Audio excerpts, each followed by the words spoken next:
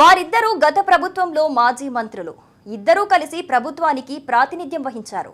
వారి జిల్లాలో పార్టీకి క్యాడర్కు బాధ్యత వహించారు. ఎవరి ఇలాకాలో వారు చెలరేగిపోయారు, దుమ్ము దులిపారు. కానీ ఇప్పుడు వారు దుమ్ము కూడా వారు దులుపుకోలేకపోతున్నారట. అధ్యక్షుడు ఎడ్డమంటే మాజీ మంత్రి తెడ్డమంటున్నాడట. జిల్లా పార్టీకి జోడెడ్లుగా మారి దున్నుకుపోవలసిన తరుణంలో వారికి వారే ఎదురు తిరిగితే ఏంటి పరిస్థితి? అసలే జమిలీ ఎన్నికల సీజన్ ముంచుకొస్తోంది అంటున్నారు. ఇలాంటి పరిస్థితుల్లో నాయకులు అలా ఉంటే జగన్ ఎలా నెట్టుకురాగలరు? మరి ఈ సిచ్యువేషన్ ఏ జిల్లాలో ఉంది? ఈ స్టోరీలో చూడండి.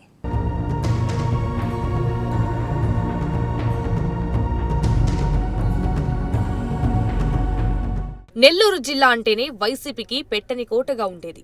వైసీపీ హయాంలో ఆ పార్టీ నేతలు ప్రత్యర్థుల గుండెల్లో రైళ్లు పరిగెత్తించేవారు. గతంలో ప్రతిపక్షంలో ఉన్నప్పుడు కూడా వాయిస్ ఆఫ్ స్టేట్ గా ఆ జిల్లా నాయకులకు పేరుండేది. అలాంటి జిల్లాలో సార్వత్రిక ఎన్నికల తర్వాత ఫ్యాను పార్టీ పడరాని పాటలు పడుతోందట. కార్యకర్తల్లో జోష్ పెంచేందుకు ప్రయత్నిస్తూ అధికార పార్టీని ఉక్కిరిబిక్కిరి చేసేందుకు అధినాయకుడు జగన్ ప్రణాళికలు రచిస్తుంటే, అన్నదాతకు అండగా నిర్వహించిన కార్యక్రమంలో మాత్రం నాయకుల మధ్య వర్గ విభేదాలు నిస్సిగ్గుగా బయటపడ్డాయి.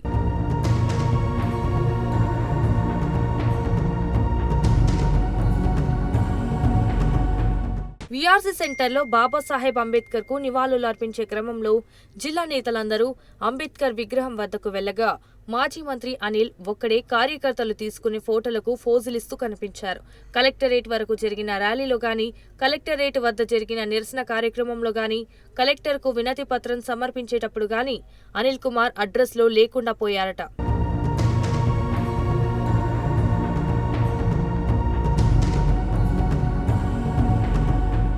అయితే అనిల్ కుమార్ యాదవ్ గతానికి భిన్నంగా ప్రవర్తించడానికి కారణం వేరే ఉందట.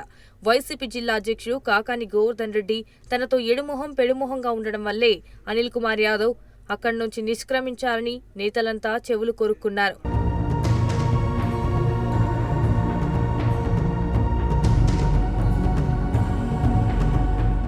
వైఎస్ఆర్ కాంగ్రెస్ అధ్యక్షుడు జగన్మోహన్ రెడ్డిపై ఈగ వాలినా కూడా మాజీ మంత్రి అనిల్ కుమార్ యాదవ్ రంగంలోకి దిగేస్తుంటారు. పదునైన మాటలను తూటాల్లో దించేస్తూ సెటైరికల్ డైలాగులతో ప్రత్యర్థులకు చెమటలు పట్టిస్తుంటారు. అలాంటి బీసీ నేత వైసీపీ ఫైర్ బ్రాండ్ ఇప్పుడు నోటికి తాళాలు వేసేశారట. జిల్లా అధ్యక్షుడిగా బాధ్యతలు చేపట్టిన కాకాని గోవర్ధన్ రెడ్డి జూనియర్ టీంకు సీనియర్ కెప్టెన్లా మారి తన లగాన్ టీంను రెడీ చేసుకుంటున్నారట. అందులో భాగంగానే పల్నాడు ఎంపీ అభ్యర్థిగా జిల్లా దాటిన అనిల్ కుమార్ యాదవ్ ను సొంత నియోజకవర్గంలో సైతం కాలు మోపనీయడం లేదట కాకాని.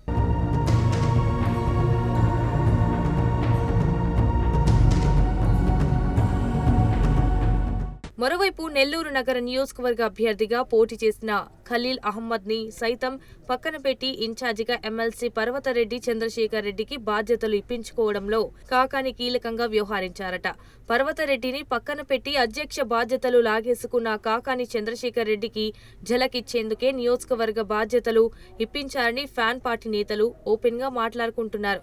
అయితే పార్టీ కోసం పోరాటాలు తాము చేసి అందరికీ శత్రువులుగా మారి ముందు వరుసలో నిలబడితే పేరు మాత్రం మీరు కొట్టేస్తారా అనే అసంతృప్తితో అనిల్ నోటికి తాళం వేసుకున్నారట.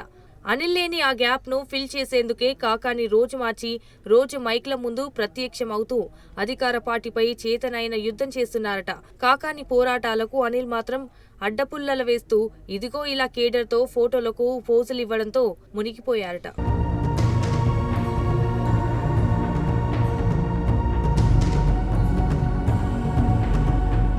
మాజీ మంత్రులు ఇద్దరు ఆధిపత్య పోరులో రెండు వర్గాలుగా చీలి ఒకరు రైట్ అంటే మరొకరు లెఫ్ట్ అంటుండటంతో వైసీపీ కేడర్ డైలమాలో పడిపోతున్నారట. అధికార పార్టీపై పోరాడాల్సిన క్లిష్ట సమయంలో ఫ్యాను పార్టీలో పెనుదుమారం వల్ల కార్యకర్తల మనోధైర్యం దెబ్బతింటుందని అంతా ఫీల్ అవుతున్నారు.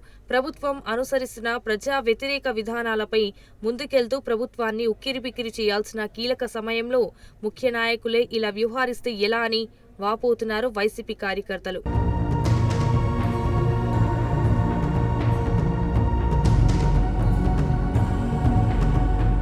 వైసీపీకి జోడేడ్లుగా మారి పార్టీ వైభవానికి కృషి చేయాల్సిన ఈ ఇద్దరు నాయకులు తమలో తామే ఇలా పుల్లలు పెట్టుకుంటే పార్టీకి గడ్డుకాలం తప్పదని, ఈ పరిస్థితిని గమనించి ఎప్పుడు దారికొస్తారా అని కార్యకర్తలు కళ్లల్లో వత్తులు వేసుకుని ఎదురు చూస్తున్నారట.